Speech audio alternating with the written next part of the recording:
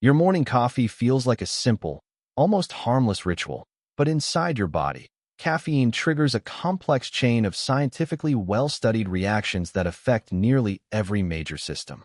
What feels like a quick boost in energy is actually the result of precise biochemical interactions that begin within minutes of your first sip and can last for hours after, influencing not only how you feel, but how your body regulates itself on multiple levels. Once consumed, caffeine is rapidly absorbed through the stomach and small intestine into your bloodstream. In most people, measurable levels appear within 15 to 30 minutes, and peak concentrations are typically reached after about 30 to 60 minutes. Because caffeine is both water and fat-soluble, it easily crosses biological membranes, including the blood-brain barrier, allowing it to directly influence the central nervous system. From there, its effects spread throughout the body, interacting with multiple organs simultaneously. The primary mechanism behind caffeine's effects lies in its interaction with a neurotransmitter called adenosine. Under normal conditions, adenosine builds up in the brain throughout the day as a byproduct of cellular metabolism. As its levels rise, it binds to specific receptors and gradually promotes feelings of tiredness and reduced neural activity, essentially signaling that the body needs rest. Caffeine has a molecular structure similar enough to adenosine that it can bind to these same receptors, but instead of activating them, it blocks them.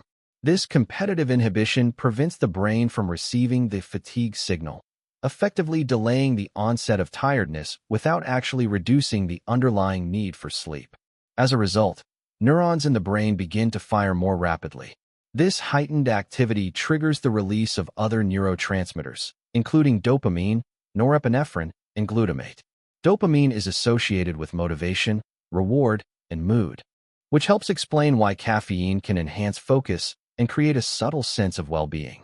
Norepinephrine and adrenaline, on the other hand, are part of the body's stress response system and prepare the body for action by increasing alertness and readiness.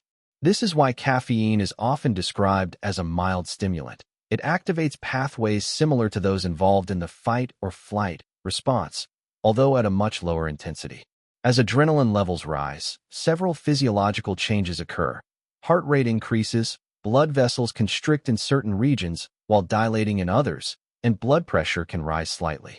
Breathing may become faster, and the liver releases stored glucose into the bloodstream, providing immediate energy that the body can use in response to perceived demand.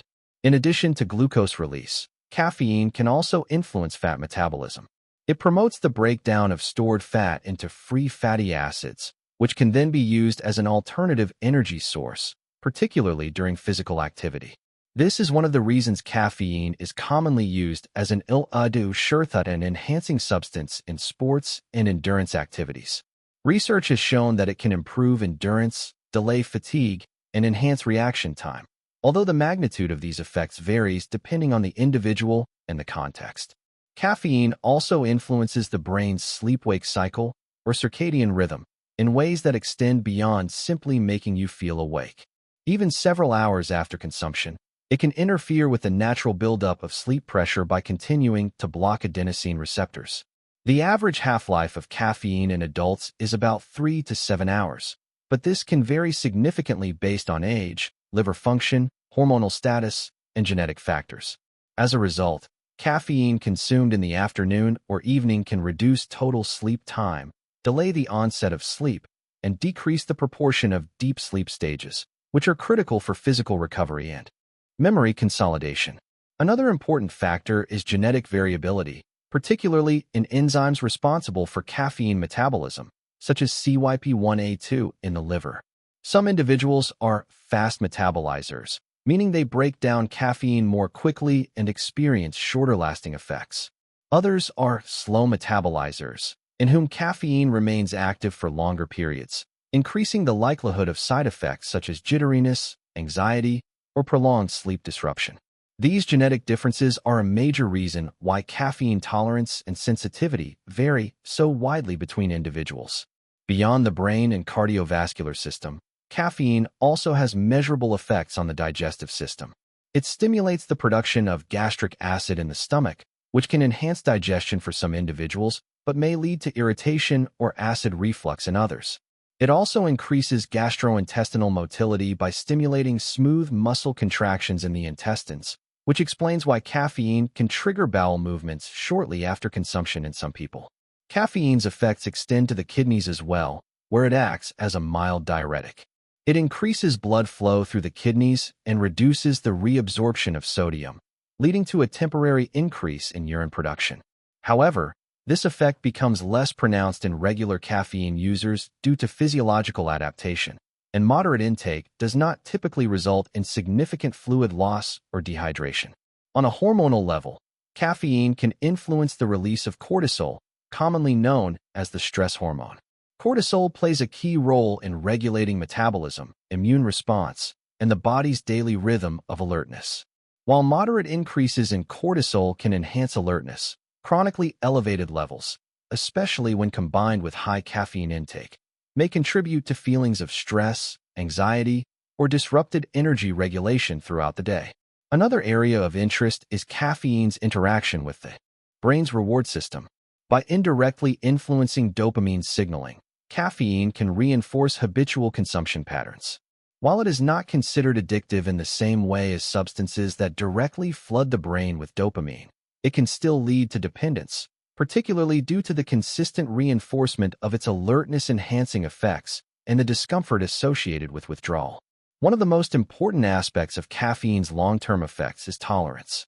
With repeated use, the brain adapts by increasing the number of adenosine receptors, effectively trying to restore balance in the presence of regular caffeine intake.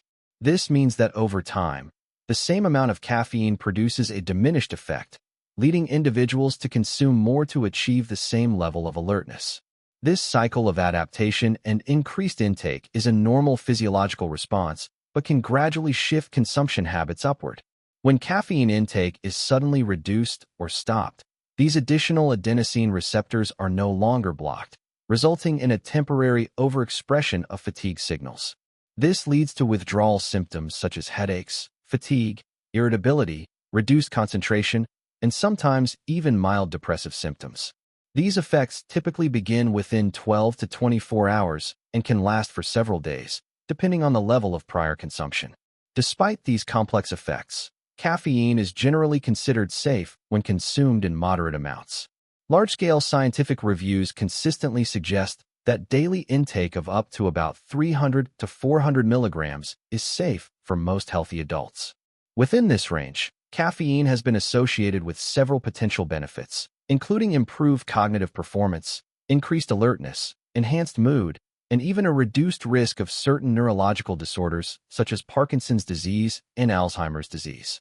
Emerging research also suggests potential protective effects against conditions such as type 2 diabetes and certain liver diseases. Although these associations are influenced by multiple lifestyle and dietary factors and are still being investigated, it is important to emphasize that these benefits are typically observed with moderate, consistent intake and do not increase with excessive consumption. However, higher doses of caffeine can lead to negative effects such as anxiety, restlessness, tremors, gastrointestinal discomfort, and increased heart rate. In extreme cases, very high intake can cause serious cardiovascular complications, including arrhythmias. Individuals with underlying health conditions, particularly those affecting the heart or nervous system, may be more sensitive to these effects and should approach caffeine consumption with greater caution. Ultimately, caffeine does not provide energy in the true biological sense. It alters the brain's perception of fatigue by interfering with natural signaling processes. While it can be a powerful and useful tool for improving alertness and performance, its effects come from temporarily overriding the body's internal cues rather than replacing the need for rest. Understanding how caffeine works at a physiological level allows for more informed and intentional use, helping to balance its benefits with its broader impact on the body over time. Thanks for watching this video. Please comment down below how you liked the video and subscribe for more videos.